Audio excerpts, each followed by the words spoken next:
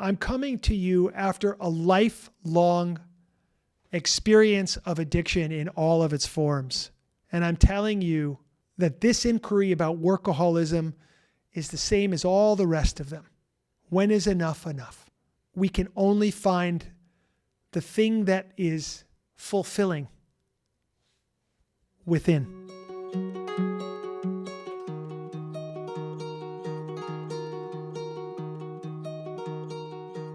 All right. Well, we have one more in our circle today. That's Kathryn. Hello, Tommy. Hi, Kathryn. Great to be here. Great to see you. Thank you. And thank you for the conversations that you are bringing forward through this. And I too have been in the rooms. I know this is in the circle, the name, but in the rooms since the 1980s. And my question comes a little bit from my own history of recovery. And I believe that the topic, I'm going to say overachieving, workaholism, now we have so many conversations about the doing as opposed to the being. But as you know, that wasn't something we had a whole lot of awareness back then. But, I really believe that the striving, the money, the success, all of those things played into my personal relapse at 18 plus years of sobriety, and happily back for over 11. I am definitely a 12-step in the rooms person, I'll say, for life. This works. Yeah, so I had sent in, the subject matter of money, overachieving, which, tie into the workaholic, we're recovering from addiction. So I really see those as other avenues of people in the rooms possibly sliding out. Again, you're getting lots of attaboys, maybe societal, from the overdoing, the busyness. I know that collectively that's something that's talked about a good amount right now, our addiction to our busyness. And yes. I'm just always interested in keeping us in the room, keeping us really vital and thriving and living the best life that we worked so hard to save. Like really, we do a lot of hard work in early recovery to survive what we've been through. So let's stay. Okay, absolutely. Let's stay. Well, thank you, Kathryn, for this inquiry. I'm looking at it in terms of workaholism, also the addiction to doing and having. I'm also looking at addiction to power. I'm looking at addiction to movement, and I'm looking at addiction to achievement. And I'm also looking at addiction to more, the addiction to more. So a lot comes out of this inquiry for me. The reason we're here right now in this circle is because when I was relieved of drugs and alcohol, of my obsession and addiction to drugs and alcohol, and I mean really relieved of it, I hadn't found peace. They talk about it in 12-step recovery. You will be rocketed into the fourth dimension of existence. And I had glimpses of that. What I did have, though, was I had a real, sincere relief from the need and the compulsion to do drugs and alcohol, even the thinking about it. And yet I was not at peace. I knew I was not at peace because I felt difficulty and stress in certain areas of my life. I also felt great joy all at the same time. It wasn't like just one thing. There was tremendous joy and fun in this life. But not a lot of contentment. Not a lot of peace. And I believe that this is one of the most important things that we can discuss. That your inquiry about work and doing and having brings up. We're here in the circle today because of that lack of peace. When my problem was drugs and alcohol, I used to say, if I could relieve myself of this problem, I can then be happy. I can then be at peace. And then when drugs and alcohol were removed from my life, I found that to be not true. And then I'd be in relationship with some girl, and it would be painful for me, as inevitably they all would turn that way, although there was an unbelievable amount of love and an unbelievable amount of connection and an unbelievable amount of joy there. For me, on the inside, eventually, back in the early days, it would turn to pain, discomfort, suffering. I would say, if I could just be with this girl, or if I could just be away from this girl, if I could be single, if I could be in a relationship, if I could be in the right kind of relationship, then I'll be content. And I would be with the girl, and I couldn't be content. And I would be single and free, whoopee, and I wouldn't be content. And bounce back and forth, back and forth, back and forth, until it became an absurd thing that anyone could look at me and say, wow, the common denominator in all your relationships, Tommy, is you.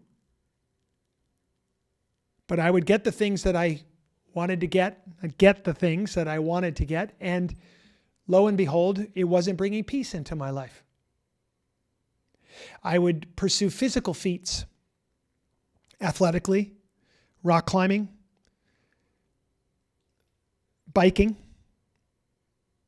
tennis, golf, yoga, hiking. If I could do this hike in this amount of time, if I could do this climb and lead it without falling, if, then. It was all if then. Wow. Then I'll be happy. Then I'll be content. And I just kept going. Not noticing, not seeing the pattern. I keep practicing. Greater awareness, still don't see. It would take me 2 or 3 more bottoms. A codependent bottom, and then a financial bottom behind gambling addiction, before I could finally see. It took the universe removing my ability to move and to place my physical body in pain for 9 months to a year, continuous pain at 35 years old, before I could see. It was as if the universe was saying to me, in all of its love and in all of its kindness, you will listen, Tommy. You will eventually listen. You will eventually see what you're doing, because damn it, we're going to get your attention. And I just kept going, It was the cigarettes. It was the gambling. It was the codependent relationships. It was the sex stuff. It was the all of it. Anything. Everything. If, then I'll be happy. And I was laid low. I was laid flat behind physical pain. And the universe had my full attention, undivided attention. Now you can't walk. How do you like that? Now you can't move without pain. How do you like that, Tommy? What am I missing? Oh, I've been addicted to stress. I've been addicted to addiction. I've been addicted to more. I've been addicted to better. I've been addicted to different.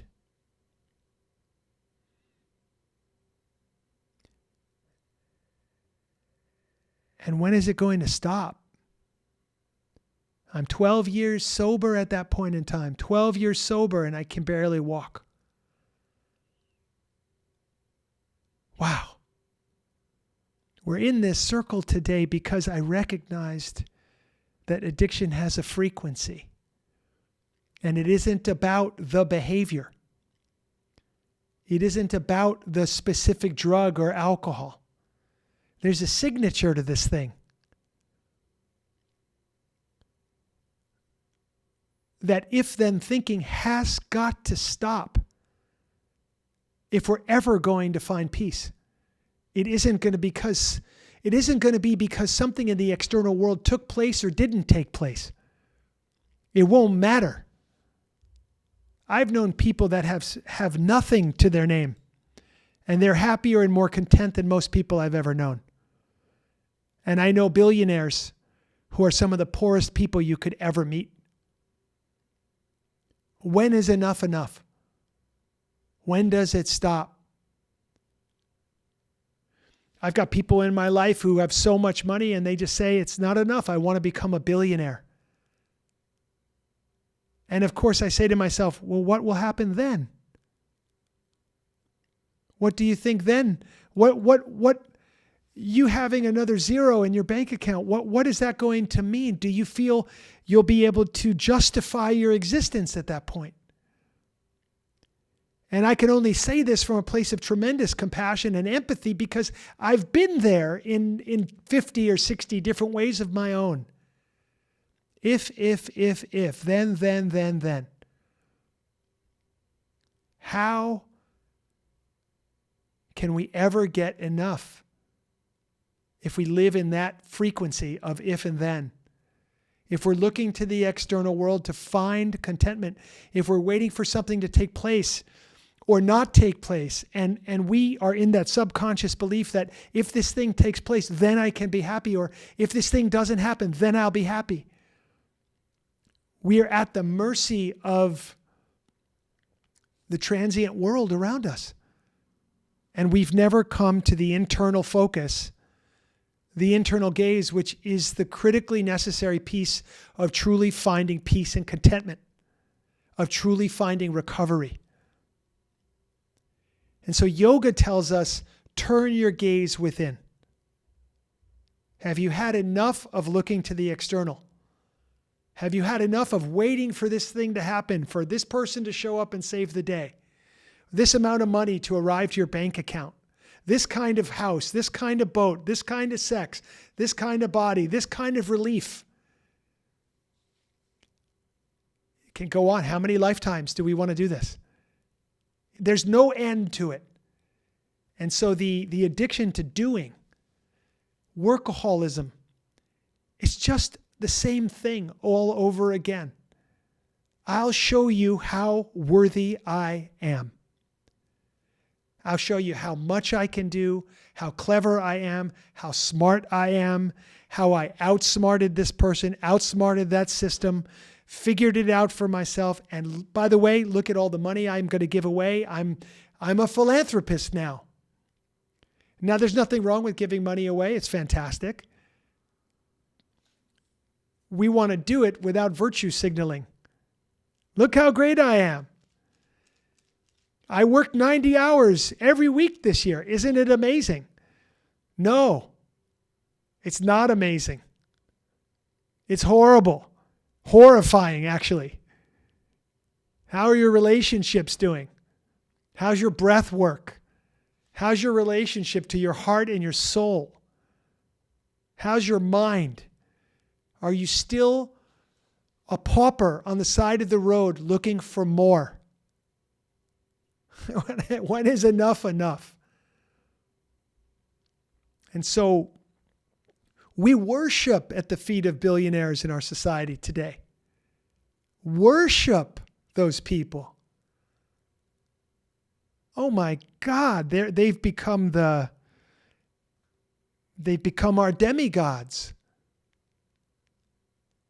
And we want what they have. We want what we think they have. What do they have? Well, I'm speaking generally. I can't stand in their shoes. Some of them may be more connected, more well-adjusted than others. What they have is enough money that they get to avoid themselves for a lifetime. Painful. Would I be any different if I had that kind of money? I don't know. I like to think so. But do I really know? I don't know. I'm not in their shoes, and frankly, I'm not shooting for that. I'm coming to you after a lifelong experience of addiction in all of its forms. And I'm telling you that this inquiry about workaholism is the same as all the rest of them. When is enough enough? We can only find the thing that is fulfilling within. It's our divine nature, our connection to all, our connection to the all in all, our connection to each other, our connection to everything, our connection to love, our gratitude, our service. That's where the action is, especially in the service.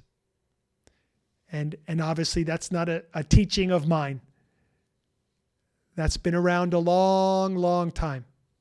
We've been told this over and over and over again by masters throughout time. Serve. Get on the rocket ship to your own realization, to the realization of the God within you. Serve another. Love another.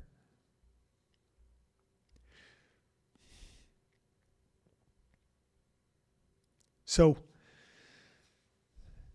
let us turn our gaze inward. And that's what we do in the circle. And we ask ourselves the important questions that come out of these questions. When is enough enough? Am I in if-then thinking? How can I bring myself present? How can I release the fantasy that more is going to do it? How can I sit alone and feel that I've got the best company? How can I see my loneliness disappear?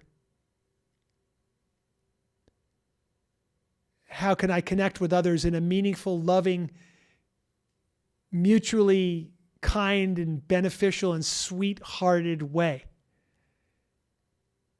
How can I be free from the ravages of addiction to if-then thinking?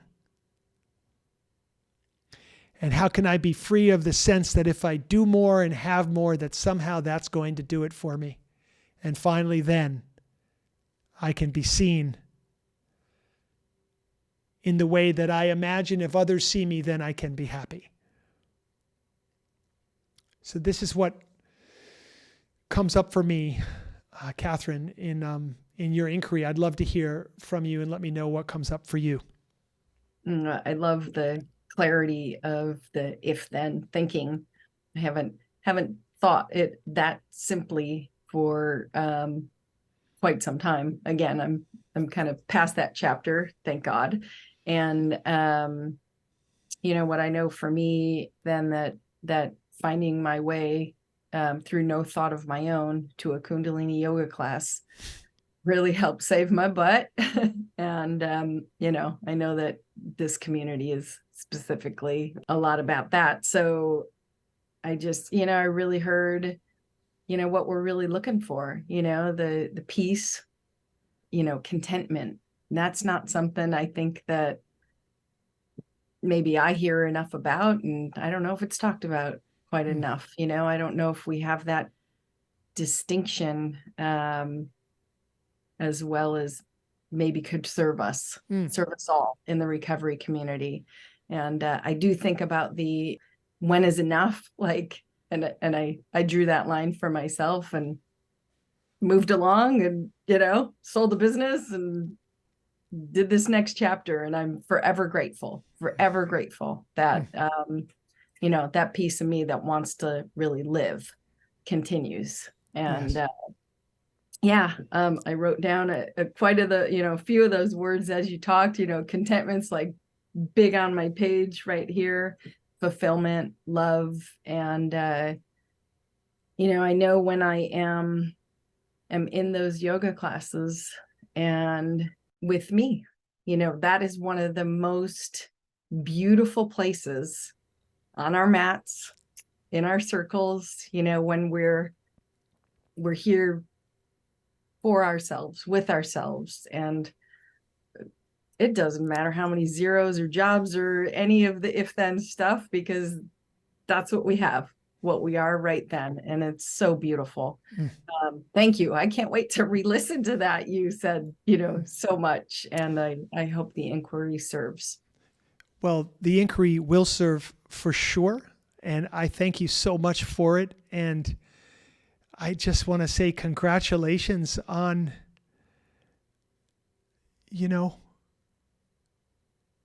accepting the joy and the gift of existence itself, which is so obvious to me when I look at you. Thank you. Yes. And that's it. It's been said that there's only one miracle that ever took place, and it's never stopped happening. And I think when we get past all of this if-then, we start to participate in that miracle. And it's a rare person that can grasp that teaching and actually do it. And the doing it is not a doing at all. It's just a letting go. So thank you so much, and so much love to you, Kathryn. Really grateful. Thank you. Great to see you again. Sat Nam. Sat Nam.